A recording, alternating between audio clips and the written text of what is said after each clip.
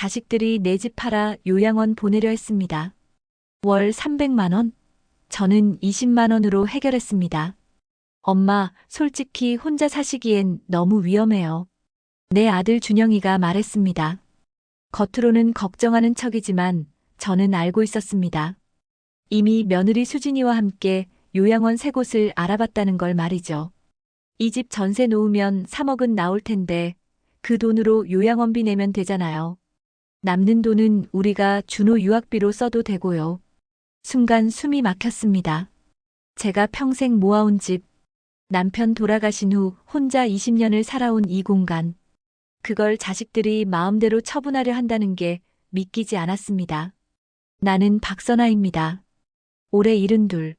서울 강북구에서 35년간 사회복지사로 일했습니다. 수천 명의 어르신들을 상담하면서 늘 같은 말을 들었습니다. 박 선생님, 절대 나처럼 살지 마세요. 자식한테 집 넘기는 순간 끝입니다. 돈 다 주면 연락도 안 해요. 명절에도 안 와요. 요양원 보내놓고 처음엔 자주 온다더니 이제는 생일에도 안 나타나요. 그런데 웃기죠? 남들한테 평생 그 조언을 해놓고 정작 저는 똑같은 상황에 놓였습니다. 72세의 척추관 협착증과 심한 무릎 통증으로 쓰러진 후 자식들은 저를 요양원에 보내기로 결정했습니다. 제 의견도 묻지 않고요. 요양원 월 300만 원, 간병인 월 500만 원, 자식 집에 얹혀 살며 눈치 보기. 저는 이 모든 선택지를 거부했습니다. 그리고 놀라운 사실을 발견했습니다. 한 달에 300만 원이 넘는 요양원비가 고작 19만 원으로 해결될 수 있다는 것을요. 오늘 제 이야기를 끝까지 들어주세요. 여러분의 노후가 완전히 달라질 수 있습니다. 퇴직하던 날을 아직도 기억합니다. 2022년 2월 28일, 복지관 관장님이 제 손을 꼭 잡으며 말했습니다. 선아 씨, 35년이면 정말 대단하신 거예요. 우리 복지관 역사나 다름없어요. 이제 좀 쉬시고 여행도 다니시고 하고 싶은 거 다 하세요. 그날 저는 수첩 하나를 가방에 넣었습니다. 빨간 펜으로 가득 채워진 낡은 수첩. 거기엔 평생 상담하며 적어둔 노인분들의 하소연이 빼곡했습니다. 첫 페이지에는 이렇게 적혀 있었습니다. 1989년 5월 이순자 할머니. 자식 셋 키우고 아파트 2채 물려줬지만 요양원에 계심. 처음엔 일주일에 한 번씩 온다더니 석 달 지나니 명절에도 안 온다고. 두 번째 페이지. 1995년 3월 정명희 할머니.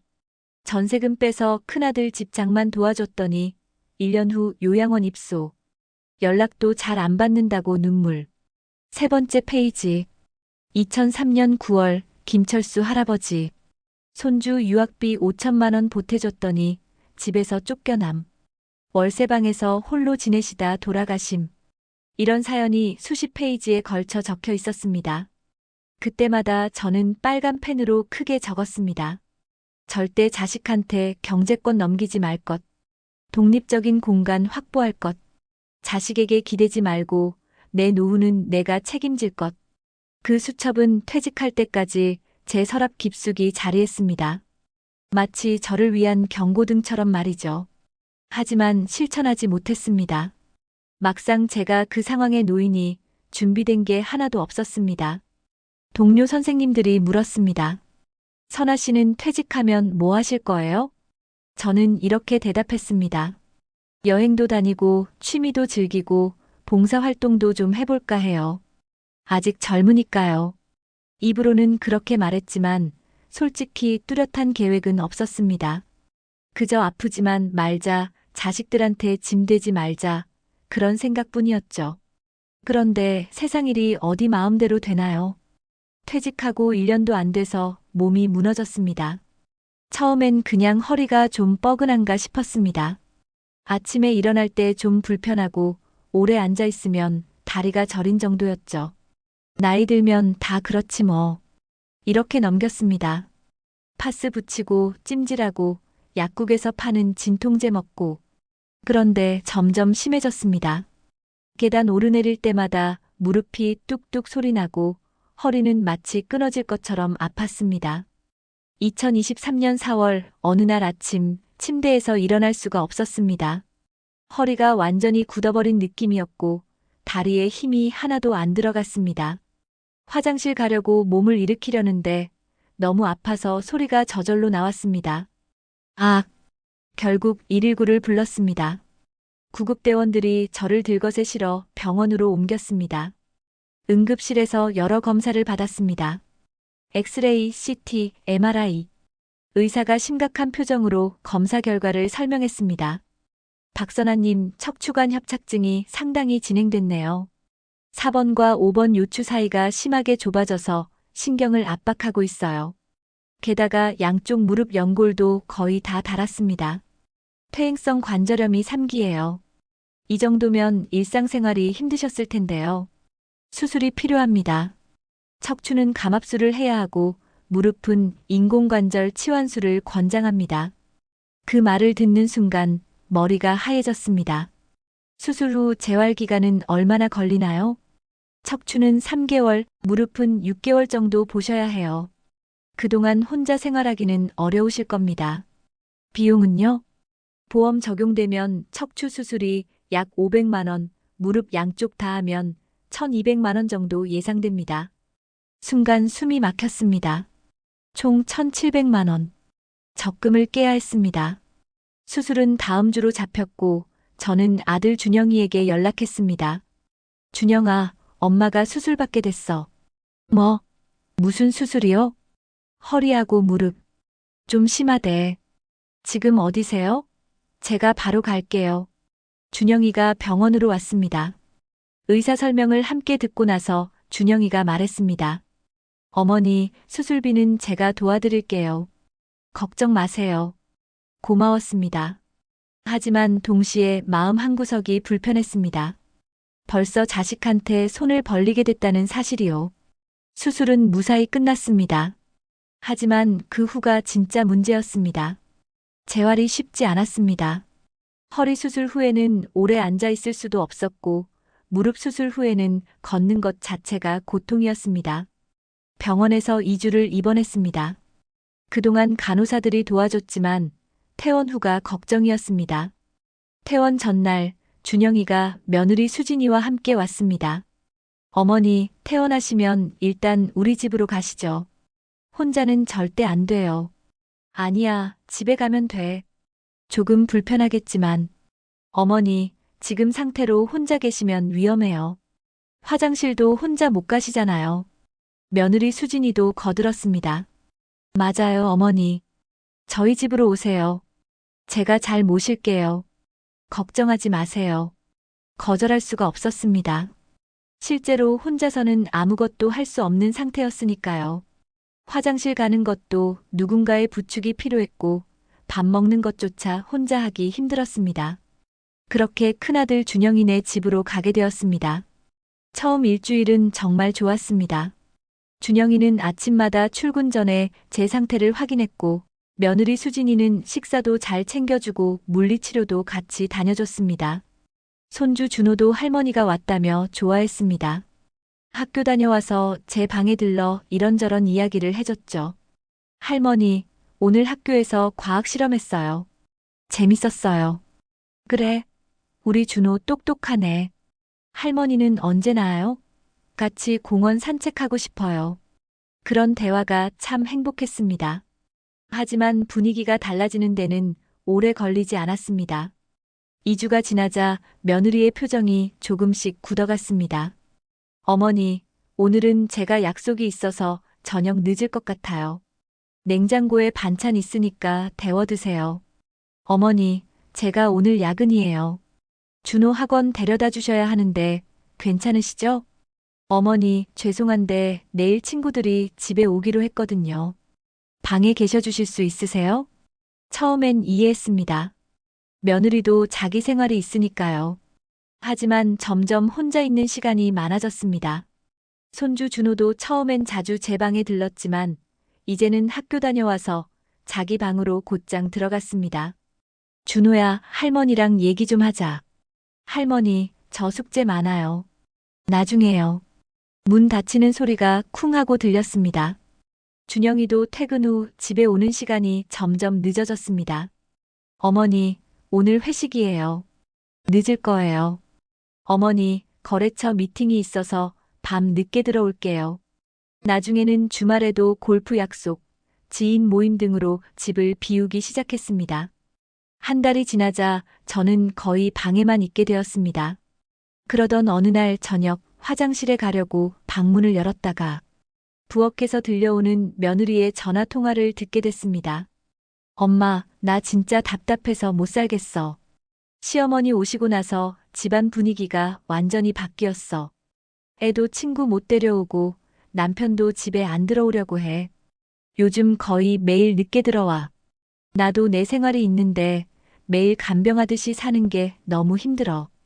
응, 요양원 알아보고 있어. 한 달에 300만 원이면 괜찮은 데 들어갈 수 있대.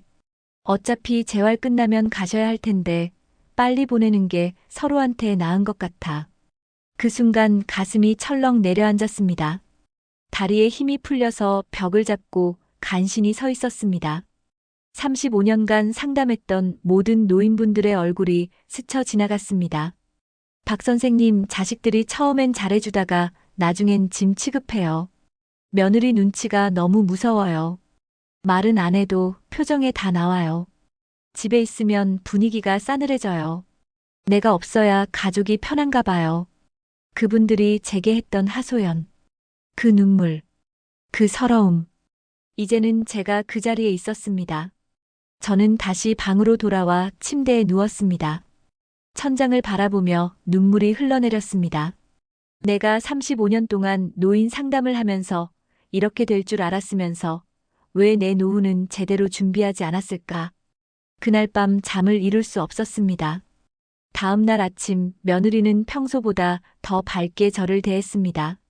어젯밤 전화 통화를 들었을까봐 불안한 듯한 태도였습니다. 어머니, 아침 맛있게 드세요. 오늘 제가 특별히 미역국 끓였어요. 고맙구나. 어머니, 혹시 불편한 거 없으세요? 필요한 거 있으면 언제든 말씀하세요. 말은 친절했지만 눈빛은 그렇지 않았습니다. 저는 결심했습니다. 더 이상 여기 있을 수 없다고.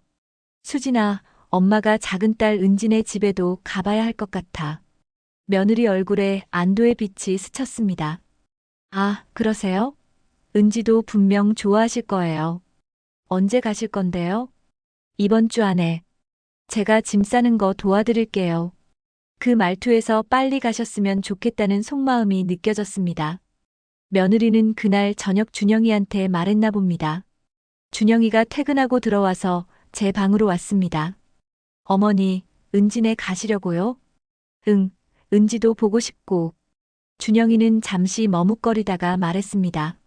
어머니, 혹시 저희가 잘못한 게 있나요? 아니야, 너희는 잘해줬어. 다만 엄마가 너무 오래 있는 것 같아서. 그게 아니라 어머니가 편하셔야죠. 말은 그렇게 했지만 준영이 표정에서도 안도의 기색이 보였습니다. 아, 내 아들도 결국은. 가슴이 아팠지만 내색하지 않았습니다. 다음 날 준영이는 저를 작은 딸 은진의 집으로 데려다 주었습니다. 차 안에서 준영이가 조심스럽게 말을 꺼냈습니다. 어머니, 수진이가 잘 모시지 못한 것 같아 미안해요. 아니야, 괜찮아. 너희도 바쁘고 준호도 신경 써야 하잖아. 그래도 어머니. 준영이는 말을 잇지 못했습니다. 그러다 다시 입을 열었습니다. 어머니, 사실 저희가 요양원 몇 군데 알아봤어요. 순간 심장이 멎는 듯 했습니다. 요양원? 네, 시설이 정말 좋은 곳들이에요. 전문 인력이 24시간 케어해주고 병원도 가깝고 한 달에 300만 원 정도면 어머니 연금으로. 준영아, 내 연금이 190만 원인데 어떻게 300만 원을 내니? 그건 제가 보태드리면 되죠. 난 요양원 갈 생각 없어. 어머니, 그래도 은진애도 신혼이잖아요. 거기도 오래 계시기는. 그 순간 깨달았습니다. 아들은 이미 저를 어디론가 보낼 계획을 세우고 있었던 거였습니다. 준영아, 엄마가 35년 동안 노인복지 일했어. 요양원이 어떤 곳인지 누구보다 잘 알아. 거기는 안 갈 거야. 하지만 어머니, 혼자 사시는 것도 위험하고. 나 혼자 산다고 언제 말했니? 일단 은진에 가서 좀 있다가 생각해 볼게. 준영이는 더 이상 말하지 못했습니다. 은진의 집에 도착했을 때 사위 재훈이는 출근 중이었고 은지만 집에 있었습니다. 딸은 반갑게 저를 맞아주었습니다. 엄마, 드디어 왔네. 보고 싶었어요. 은지는 저를 꼭 안았습니다. 딸의 품이 참 따뜻했습니다. 준비해둔 방 있어요. 좁지만 괜찮죠? 은지는 작은 방을 보여주었습니다. 신혼 2년 차라 집이 넓지는 않았지만 딸이 정성껏 꾸민 흔적이 보였습니다. 침대 옆에는 제가 좋아하는 백합꽃병이 놓여 있었고 벽에는 우리 가족 사진이 걸려 있었습니다. 고맙다, 은지야.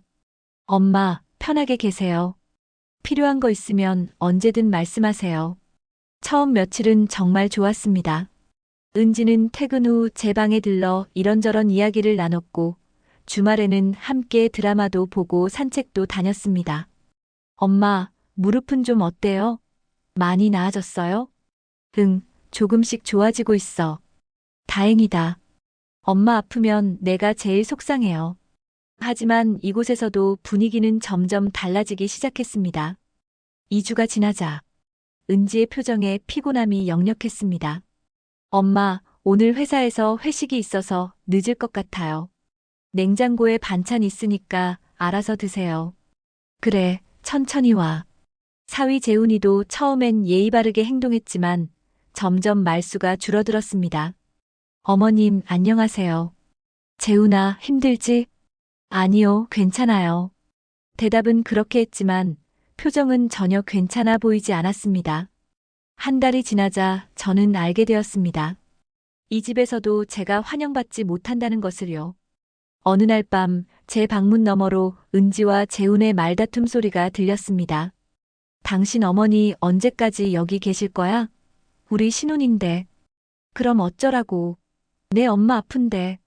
형님네도 있잖아. 왜 우리 집에만 오시는 거야? 형 집에서도 한 달 있었어. 이제 우리가 모셔야지. 한 달. 우리도 벌써 한 달 넘었어. 언제까지 이럴 거야? 그럼 요양원 보내라고? 내가 어떻게 그래? 요양원이 왜 나빠? 요즘 요양원 시설 정말 좋다던데. 거기가 오히려 어머님한테도 좋을 수도 있어. 재훈아. 아니면 형님이랑 상의해봐. 어머님 집 전세 있잖아. 그거 빼서 요양원비 내면 되지 않아? 그 돈은 엄마 돈이야. 우리가 어떻게?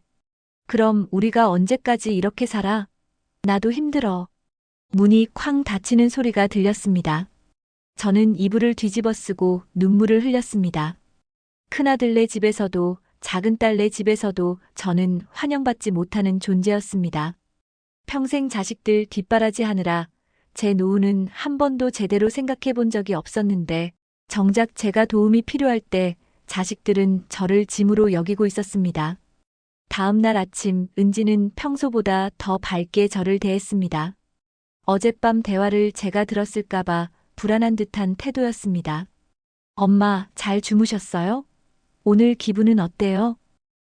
괜찮아. 엄마, 사실 오빠한테 전화 왔는데. 무슨 전화? 요양원 몇 군데 알아봤대요. 시설 정말 좋은 곳들이래요. 은지야. 엄마, 들어만 봐요. 24시간 간호사도 있고 의사도 매일 왕진 온대요. 거기가 엄마한테 더 좋을 수도 있어요. 엄마 연금으로 충분히 감당 가능하고 혹시 부족하면 저희가 보탤게요. 더 이상 들을 필요가 없었습니다. 두 자식 모두 똑같은 말을 하고 있었으니까요. 은지야, 엄마는 요양원 안 갈 거야. 엄마, 왜요? 거기가 편하실 텐데요. 은지야, 엄마가 35년 동안 요양원에 계신 어르신들 상담해 왔어. 그곳이 어떤 곳인지 너보다 100배, 1000배 더 잘 알아. 그래도 이제 그만 얘기하자. 은지는 입을 다물었지만 표정에서 불만이 역력했습니다. 그날 저녁 저는 짐을 싸기 시작했습니다. 은지가 놀란 표정으로 제 방으로 들어왔습니다. 엄마, 뭐 하시는 거예요? 집에 갈 거야. 아니, 갑자기 왜요? 무슨 일 있었어요? 특별한 일은 없어. 그냥 엄마가 이제 너희한테 더 이상 부담 주기 싫어서. 엄마, 그게 무슨 말이에요? 누가 부담이래요? 말로는 안 해도 다 보여. 너희 눈빛에, 행동에. 엄마도 남의 집 눈치 보며 사는 게 피곤해. 엄마, 그래도 혼자는 위험하잖아요. 아직 무릎도 완전히 안 나았는데. 괜찮아. 엄마 집으로 돌아가서 간병인 구할게. 은지는 당황한 표정으로 재훈에게 전화를 걸었습니다. 곧 재훈이 퇴근하고 돌아왔고 세 사람이 거실에 모였습니다. 어머님, 갑자기 왜 그러세요? 저희가 뭐 잘못했나요? 아니야, 너희가 잘못한 거 없어. 다만 내가 더 이상 너희 신혼집에 있는 게 맞지 않다고 생각해서. 어머님, 요양원은 정말 좋아요. 저희 어머니도 3년째 계시는데 아주 만족하세요. 그 말에 제 가슴이 찔렸습니다. 사위의 어머니도 요양원에 계시다니.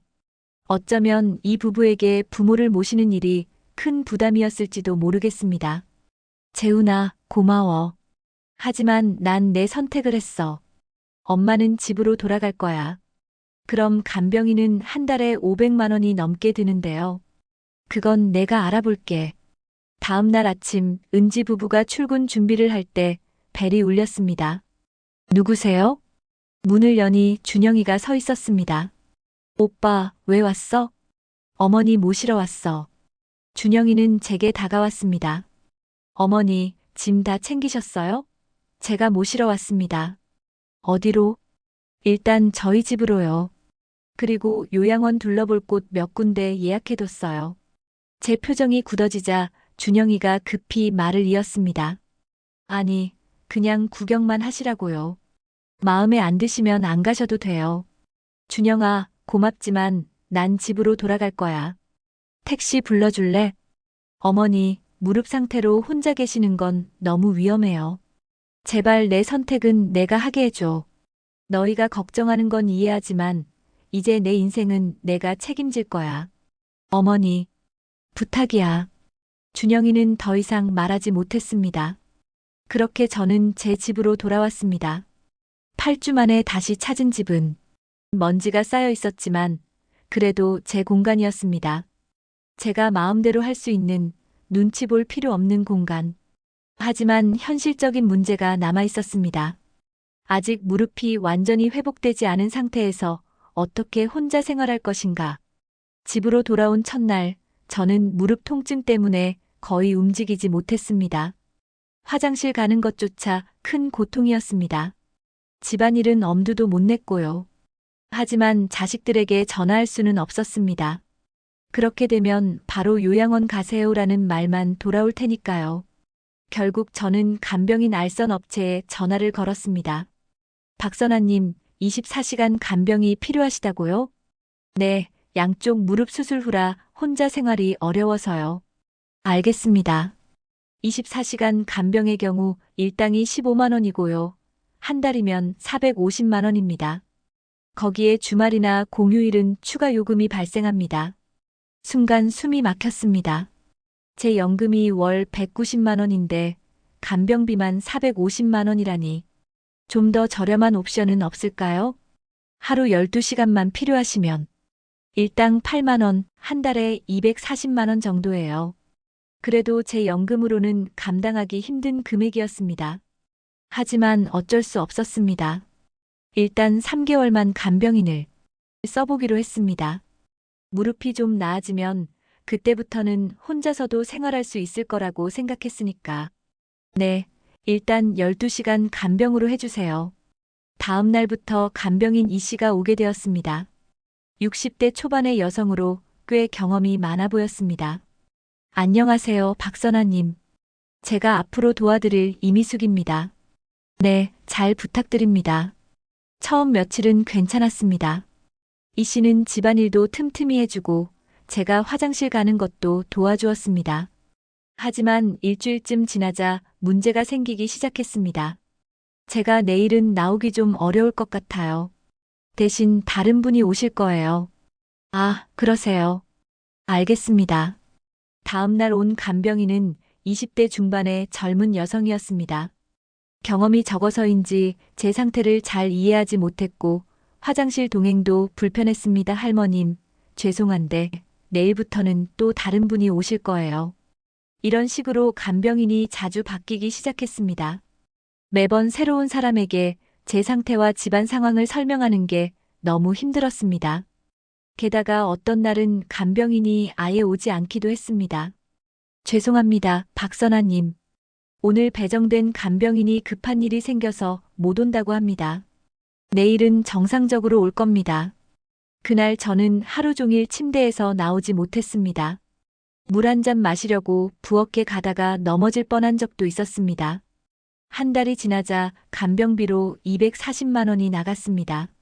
연금 190만 원으로는 턱없이 부족해서 적금을 깨서 메웠습니다.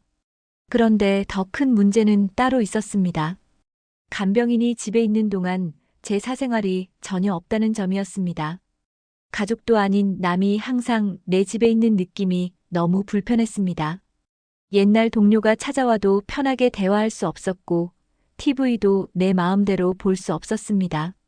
화장실 가는 것조차 누군가의 도움을 받아야 했으니 인간으로서의 존엄성이 무너지는 느낌이었습니다. 2개월이 지나자 적금을 또 깨야 했습니다. 이대로 가면 1년도 버티지 못할 상황이었습니다. 결국 자식들에게 전화를 걸어 도움을 청하기로 했습니다. 준영이가 제 집으로 찾아왔습니다. 어머니, 제가 말했잖아요. 혼자 생활하시기 힘들다고. 알았다, 준영아. 내 말이 맞았어. 그럼 이제 요양원이라도 한번 가보실래요? 정말 좋은 곳들이에요. 저는 잠시 침묵했다가 고개를 끄덕였습니다. 요양원이 유일한 선택지인 것처럼 보였으니까요. 다음 날 준영이는 저를 행복요양원이라는 곳으로 데려갔습니다. 외관은 호텔처럼 깨끗하고 고급스러웠습니다. 로비에는 꽃이 가득했고 직원들은 모두 미소를 짓고 있었습니다. 어서 오세요, 박선아님. 저희 행복요양원을 찾아주셔서 감사합니다. 원장이 직접 나와 저를 맞이했습니다. 그는 시설을 안내하며 자랑스럽게 설명했습니다. 저희는 24시간 간호사가 상주하고 있고 의사도 매일 방문합니다. 식사는 영양사가 직접 개개인의 건강 상태에 맞춰 준비하고요. 시설은 정말 훌륭했습니다. 넓은 방, 깨끗한 화장실, 다양한 프로그램이 있는 활동실. 하지만 그곳에 계신 어르신들의 눈빛은 너무나 공허했습니다. 저는 그 눈빛을 35년간 봐왔습니다. 몸은 편할지 몰라도 마음은 전혀 편하지 않은 눈빛이었습니다. 비용은 얼마인데요? 한 달에 300만 원입니다. 거기에 추가 서비스는 별도고요. 그러니까 내 연금으로는 턱없이 부족하네요. 걱정 마세요, 어머니. 제가 보태드릴게요. 저는 한숨을 쉬었습니다. 자식들에게 경제적으로 의존하고 싶지 않았는데 이제는 그마저도 받아들여야 하는 상황이 되었습니다. 원장이 저를 어르신들이 계신 휴게실로 안내했습니다. 그곳에서 저는 깜짝 놀랄 사람을 만났습니다. 지팡이를 짚고 있는 강 씨 할머니였습니다. 제가 5년 전에 상담해드렸던 분이었습니다. 김 선생님, 할머니 여기 계셨군요. 원장이 잠시 자리를 비켜주었고 저는 강 씨 할머니와 대화를 나눌 수 있었습니다. 선생님까지 여기 오시게 됐나요? 아니요, 아직은 구경만 온 거예요. 어떠세요? 여기 생활은? 할머니는 주변을 둘러본 후 작은 목소리로 말씀하셨습니다. 처음엔 괜찮았어요. 깨끗하고 밥도 잘 나오고. 그런데 자식들이 점점 안 오더라고요. 처음엔 일주일에 한 번씩 왔는데 이제는 명절에도 잘 안 와요. 생일에도 안 왔어요. 그랬군요. 그리고 여기는 생각보다 감옥 같아요. 모든 일과가 정해져 있어요. 몇 시에 일어나서 몇 시에 밥 먹고 몇 시에 텔레비전 보고 내 마음대로 할 수 있는 게 하나도 없어요. 할머니의 눈에서 눈물이 흘러내렸습니다. 박 선생님, 제발 여기 오지 마세요. 아직 선택권이 있으실 때 다른 방법을 찾아보세요. 그 순간 제 마음이 확고해졌습니다. 절대로 요양원에 가지 않겠다고. 비록 간병인을 쓰는 것도 자식들과 함께 사는 것도 쉽지 않았지만 적어도 제 자유와 존엄성은 지킬 수 있었으니까요. 준영이에게 말했습니다. 준영아, 고맙지만 요양원은 안 갈래. 어머니, 왜요? 시설 너무 좋잖아요. 시설이 문제가 아니야. 엄마는 여기서 살 수 없어. 집으로 돌아오는 차 안에서 준영이는 계속 저를 설득하려 했습니다. 하지만 제 마음은 이미 정해졌습니다. 절대로 요양원에 가지 않고 더 이상 자식들에게 의존하지도 않을 것이라고요. 하지만 간병인 비용도 감당하기 어려운 상황에서 제가 할 수 있는 선택은 대체 무엇이었을까요? 집에 도착해 준영이를 돌려보낸 후 저는 창밖을 바라보며 한참을 생각에 잠겼습니다. 요양원 비용 300만 원, 간병인 비용 240만 원에서 500만 원, 연금은 190만 원. 어떻게 해도 제 힘만으로는 해결할 수 없는 비용이었습니다. 방법이 있을 거야.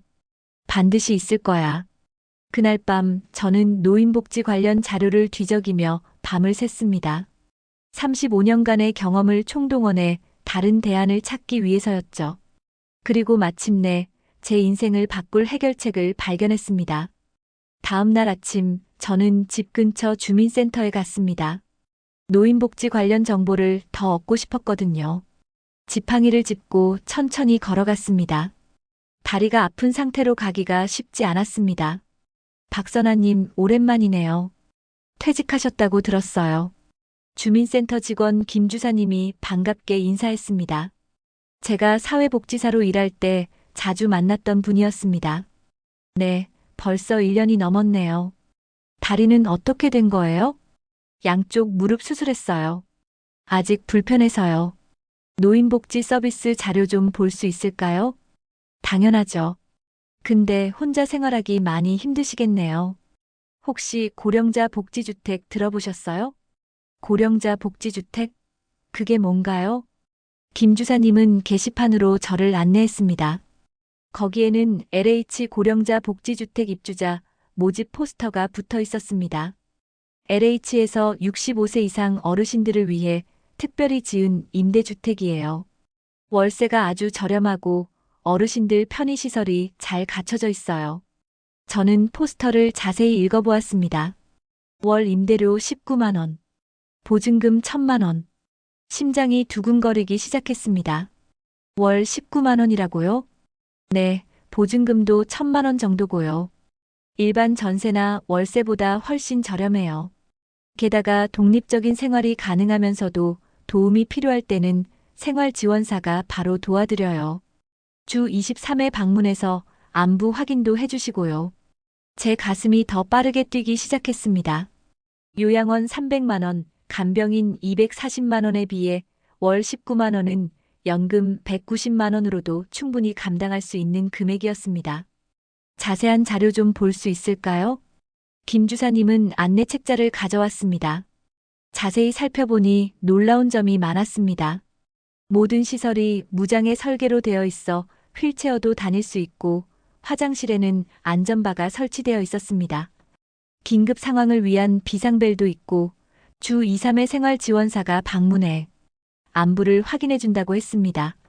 단지 내에는 공용 건강센터와 물리치료실도 있었습니다. 더욱 놀라운 건 자격 조건이었습니다.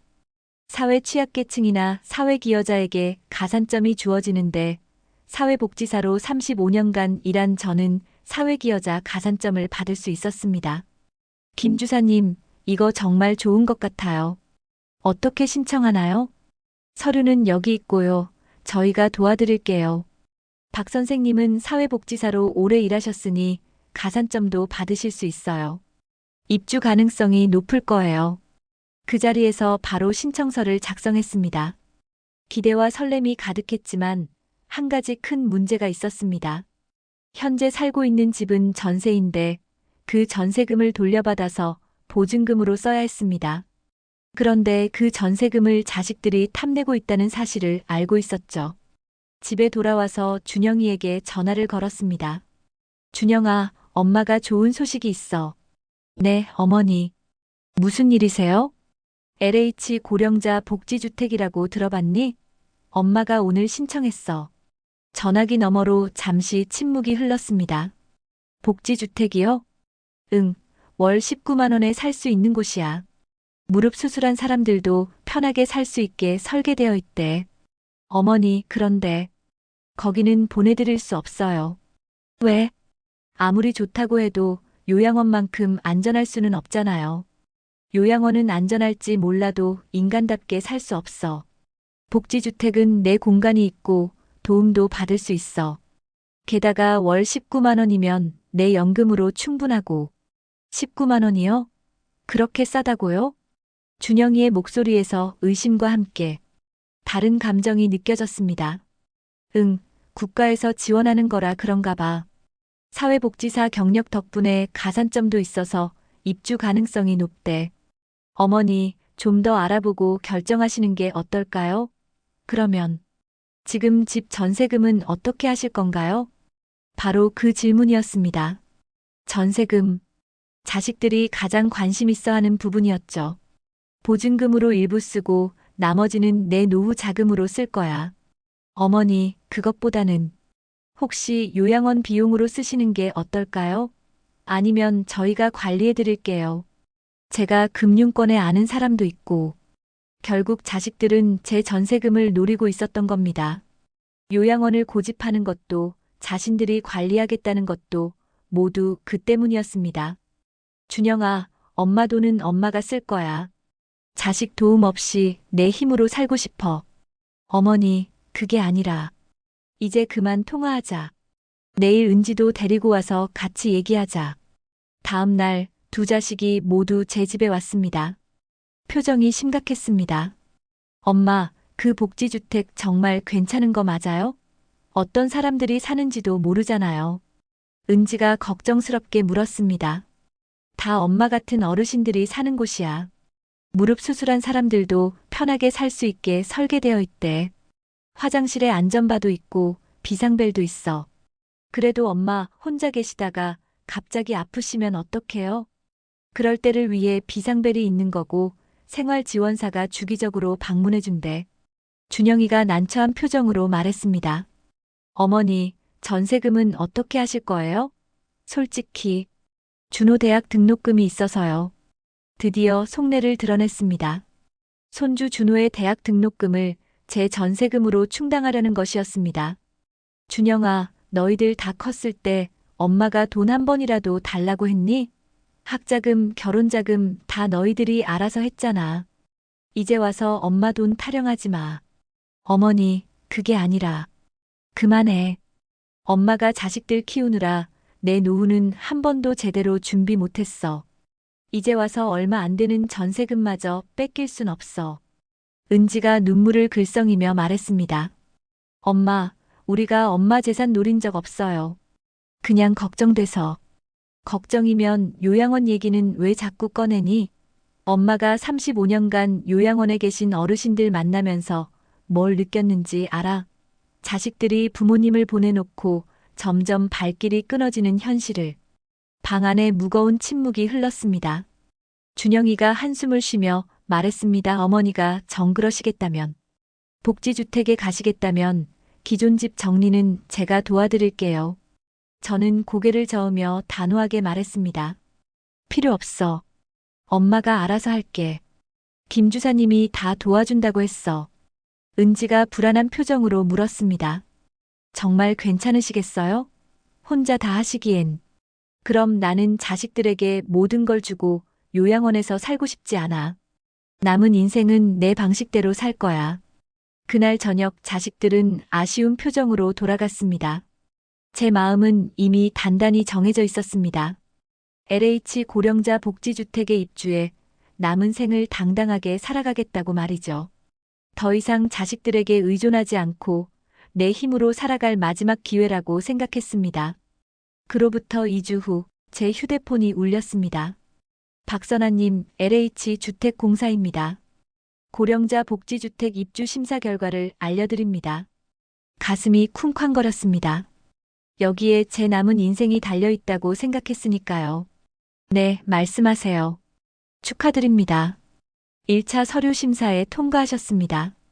다음 주에 면접 심사가 있으니 방문해 주시기 바랍니다. 그 순간 제 눈에서 눈물이 흘러내렸습니다. 희망이 보이기 시작했으니까요. 면접 심사 날, 저는 35년간의 사회복지사 경력과 현재 제 상황을 솔직하게 말씀드렸습니다. 무릎 수술 후 혼자 생활하기 어려운 상황입니다. 하지만 요양원이나 자식들에게 의존하지 않고 독립적으로 살고 싶습니다. 심사위원들이 고개를 끄덕였습니다. 35년간 노인복지 현장에서 일하셨군요. 존경스럽습니다. 사회기여자로서 가산점을 드릴 수 있을 것 같습니다. 일주일 후 최종 합격 통지를 받았습니다. 입주 날짜는 한 달 후로 정해졌습니다. 전세 계약 해지 신청을 하고 이사짐 준비를 시작했습니다. 제 마음은 무거우면서도 한편으로는 설렜습니다. 새로운 출발이자 진정한 독립의 시작이었으니까요. 자식들에게 연락을 했습니다. 준영이는 바로 받지 않았고 은지가 먼저 전화를 받았습니다. 엄마, 잘 지내셨어요? 응, 잘 지냈어. 은지야, 엄마 LH 복지주택에 최종 합격했어. 전화기 너머로 잠시 침묵이 흘렀습니다. 아, 축하드려요. 그럼 언제 이사하시는 거예요? 한 달 후에. 지금 전세 해약하고 이사짐 조금씩 정리하는 중이야. 그렇군요. 그럼 전세금은 언제쯤 빼실 수 있으세요? 전화기 쥔 제 손에 힘이 들어갔습니다. 딸의 첫 질문이 축하도, 걱정도 아닌 전세금이라니. 계약 종료되면 바로 나올 거야. 아, 그게. 요새 오빠가 사업 자금 때문에 좀 어려워해서요. 그래서였군요. 제 전세금을 큰아들 사업 자금으로 쓰려고 했던 겁니다. 은지야, 엄마 전세금은 엄마 앞으로 돼 있고 엄마가 쓸 거야. 더 이상 이런 얘기 하지 말자. 전화를 끊고 난 후 가슴이 미어지는 느낌이었습니다.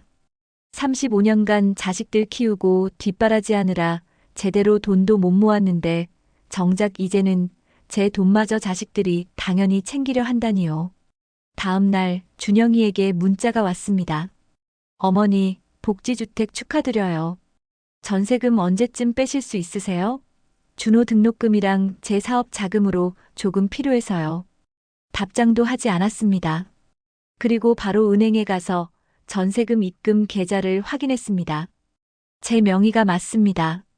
그래도 혹시 몰라 계좌 비밀번호도 변경했습니다. 일주일이 지나도 자식들은 저를 찾아오지 않았습니다. 대신 전세금에 대한 문자만 계속 왔습니다. 엄마, 등록금 납부일이 다가와요. 전세금 언제 빼실 수 있는지만 알려주세요. 그 문자들을 읽을 때마다 가슴이 아팠습니다. 마치 제가 자식들에게 돈만 주는 ATM 기계 같은 느낌이었으니까요. 입주 2주 전 갑자기 준영이와 은지가 함께 찾아왔습니다. 반갑기도 했지만 이미 알고 있었습니다.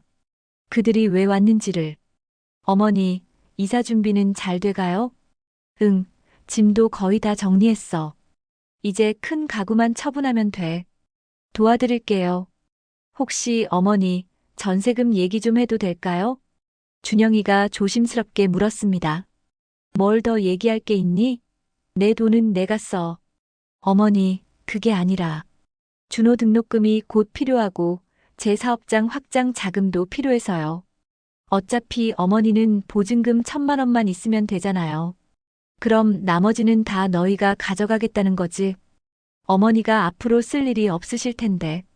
그 말에 화가 치밀었습니다. 내가 앞으로 쓸 일이 없다고? 내가 죽기라도 할 것 같니? 아직 건강하게 20년은 더 살 거야. 그동안 생활비, 의료비 다 필요해. 너희한테 손 벌리기 싫어. 은지가 나섰습니다. 엄마, 그런 뜻이 아니라. 엄마가 앞으로 월세 19만 원만 내면 되니까 남은 돈은 저희가 활용하면 어떨까 해서. 은지야, 그만해. 제 목소리가 떨렸습니다. 35년 동안 사회복지사로 일하면서 얼마나 많은 노인들이 자식들에게 재산 다 물려주고 나서 버림받는지 봤어. 나중에 필요할 때 도와줄 거야라는 말 믿고 모든 걸 내어준 어르신들이 결국 요양원에서 쓸쓸히 지내는 걸 수없이 봤다고. 준영이가 답답한 표정으로 말했습니다. 어머니, 저희가 어머니를 버리겠어요? 그냥 지금 당장 자금이 필요해서 그래요. 버림받는다는 건 꼭 집에서 쫓겨나는 것만 말하는 게 아니야. 노인이 원하는 걸 무시하고 재산을 마음대로 가져가고 한 사람으로서 존중하지 않는 것. 이것도 버리는 거야. 자식들은 더 이상 말을 잇지 못했습니다. 지금이라도 늦지 않았어. 엄마가 이제 선을 긋는 거야. 엄마 돈은 엄마가 쓰고 나중에 엄마가 없으면 그때 너희가 가져가. 그게 올바른 순서야. 준영이가 한숨을 쉬며 말했습니다. 알겠어요, 어머니. 죄송해요. 그리고 복지주택 이사할 때 도움은 필요 없어. 이사짐 센터 불렀으니까. 어머니, 그래도 저희가. 그랬어. 김 주사님이 다 도와주기로 했어. 두 자식은 어색한 분위기로 자리에서 일어났습니다. 문 앞에서 은지가 돌아보며 물었습니다. 엄마, 그래도 가끔 보러 와도 돼요? 물론이지. 언제든 와. 단 전세금 얘기만 빼고. 현관문이 닫히고 혼자 남겨진 저는 소파에 털썩 주저앉았습니다. 눈물이 왈칵 쏟아졌습니다. 그러나 한 가지 다른 점이 있었습니다. 저는 아직 선택할 힘이 있다는 것. 자식들에게 모든 걸 내어주지 않고 제 노후는 제가 책임지기로 결정했다는 것이었습니다. 입주일이 다가올수록 외로움도 커졌지만 한편으로는 더 단단해지는 느낌이었습니다. 이제는 정말로 제 인생은 제가 책임져야겠다고 다짐했으니까요. 입주 전날 제 휴대폰이 울렸습니다. 준영이었습니다. 어머니, 내일 이사하시죠? 제가 도와드릴게요. 괜찮아. 이사짐 센터 불렀어. 그래도 어머니, 미안해요. 전세금 때문에 그렇게 말씀드려서. 알았어. 너도 사정이 있었겠지. 그럼 새집 구경은 가도 될까요? 잠시 망설이다가 대답했습니다. 그래. 이사 끝나고 정리되면 언제든 와. 전화를 끊고 난 후 마음이 조금은 편안해졌습니다. 자식들과 완전히 관계를 끊고 싶은 건 아니었으니까요. 다만 경제적으로는 완전히 독립하고 싶었을 뿐이었습니다. 다음 날 모든 짐을 챙겨 새로운 보금자리로 향했습니다. 전세금 3억은 제 통장으로 안전하게 들어왔고 그중 1,000만 원은 복지주택 보증금으로 나머지는 제 노후 자금으로 보관했습니다. 복지주택에 도착했을 때 김 주사님이 반갑게 맞아주었습니다. 박 선생님 축하해요. 이제 정말 새 출발이에요. 네, 덕분에요. 제 집을 둘러보니 작지만 아늑했습니다. 무엇보다 무장의 설계라 지팡이를 짚고도 불편함 없이 다닐 수 있었습니다. 화장실 손잡이, 비상벨, 낮은 싱크대. 모든 것이 노인의 편의를 위해 설계되어 있었습니다. 창밖으로는 작은 공원이 보였고 벤치에 앉아 계신 어르신들이 눈에 들어왔습니다. 이제 정말 새로운 시작이구나. 고령자 복지주택으로 이사한 지 벌써 6개월이 지났습니다. 처음에는 낯설고 외로울 거라 생각했지만 실제로는 그 반대였습니다. 같은 건물에 비슷한 처지의 어르신들이 많아서 금세 친구들이 생겼고 매일 아침 단지 내 작은 공원에서 함께 운동하는 모임도 만들었습니다. 선아 씨, 오늘도 일찍 나오셨네요. 옆집에 사는 최 할머니가 반갑게 인사했습니다. 그녀도 저처럼 자식들과의 갈등 끝에 이곳을 선택한 분이었습니다. 네, 아침 공기가 너무 좋아서요. 무릎도 많이 좋아졌어요. 처음 이사 왔을 때는 지팡이가 필수였지만 지금은 공원 한 바퀴 정도는 천천히 걸을 수 있게 되었습니다. 단지 내 작은 건강센터에서 꾸준히 물리치료를 받은 덕분이었죠. 무엇보다 좋은 건 제 공간에서 제 마음대로 생활할 수 있다는 점이었습니다. 비록 작은 공간이지만 눈치 볼 필요 없이 TV를 마음껏 볼 수 있고 친구들을 초대해 수다도 떨 수 있었습니다. 월 19만 원의 임대료는 제 연금으로 충분히 감당할 수 있었고 전세금 일부를 예금에 두어 의료비나 다른 필요한 비용에 대비했습니다. 자식들과의 관계도 조금씩 회복되고 있었습니다. 처음에는 연락이 뜸했지만 한 달이 지나자 은지가 먼저 찾아왔습니다. 엄마, 생각보다 좋은 곳이네요. 걱정했는데. 그래, 여기 좋아. 같은 처지의 친구들도 많고 도움이 필요할 때 누를 수 있는 비상벨도 있고 딸은 제 작은 집을 둘러보며 감탄했습니다. 그리고 조심스럽게 사과했습니다. 엄마, 미안해요. 전세금 때문에 그랬던 거. 이제 지나간 일이야. 그런데 준영이는 어때? 오빠요? 아직 마음이 상한 것 같아요. 하지만 곧 괜찮아질 거예요. 예상대로 준영이는 3개월이 지나서야 찾아왔습니다. 현관문을 열자 준영이가 작은 화분을 들고 서 있었습니다. 어머니, 집들이 선물이에요. 고마워. 들어와. 준영이는 제 집을 둘러보며 놀란 표정을 지었습니다. 엄마, 여기 생각보다 정말 좋네요. 시설도 깨끗하고. 그래. 나랑 같은 처지의 어르신들이 많아서 외롭지도 않아. 준영이는 거실 소파에 앉아 머뭇거리다가 입을 열었습니다. 어머니, 미안해요. 우리가 너무 이기적이었어요. 알아. 너희도 사정이 있었겠지. 아니에요, 핑계예요. 그냥 저희가 욕심이 났던 거예요. 준영이의 솔직한 고백에 제 마음이 풀렸습니다. 자식도 완벽할 수는 없으니까요. 중요한 건 깨닫고 변화하려는 마음이었습니다. 이제 와서 보니 어머니 결정이 맞았어요. 요양원보다 여기가 훨씬 좋아 보여요. 그래. 엄마는 여기서 아주 잘 지내고 있어. 그날 이후로 자식들은 한 달에 한 번씩 정기적으로 찾아오게 되었습니다.